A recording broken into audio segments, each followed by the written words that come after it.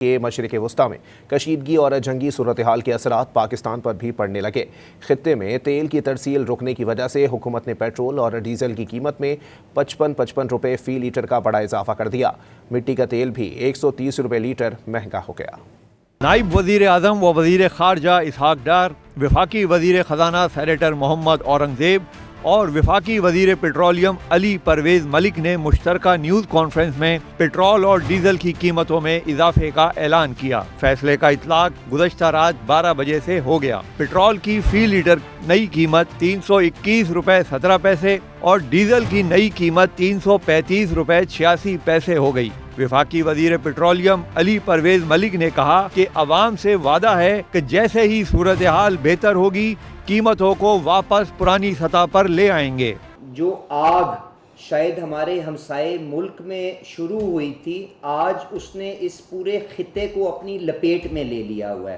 ہم نے مجبوراً قیمتوں کو آگے جو انکریز کرنے کا مشکل فیصلہ کیا تاکہ آپ کے پاس یہ توانائی کی فراہمی کے اندر کسی جگہ کوئی بریک نہ آئے۔ ہم 55 روپے دونوں ایندھنوں کے اندر، پیٹرول کے اندر بھی ڈیزل کے اندر بھی قیمت کو بڑھانے جا رہے ہیں، اور جس طرح یہ معاملہ سیٹل ہوگا تو ہم اسی پھرتی کے ساتھ، اسی تیزی کے ساتھ وہ پرائسز کو دوبارہ ڈاؤن ورڈ ریوائز کر کے لوگوں کی آمدنیاں، پرچیزنگ پاور کس طرح سے بحال کرنی ہے، اس کے اوپر جلد از جلد انشاءاللہ تعالی اقدام اٹھائیں گے۔ نائب وزیر اعظم اسحاق ڈار نے کہا کہ کشیدگی کی وجہ سے دنیا بھر میں پیٹرولیم مصنوعات کی قیمتیں آسمان کو چھو رہی ہیں۔ ہم کشیدگی ختم کرنے کی کوشش کر رہے ہیں، لیکن اللہ جانتا ہے کہ اس میں کتنا وقت لگے گا۔ دنیا میں جو پیٹرولیم پروڈکٹس کی قیمتیں ہیں وہ آسمان کو چھو رہی ہیں، اور پاکستان کی پوری بھرپور کوشش ہے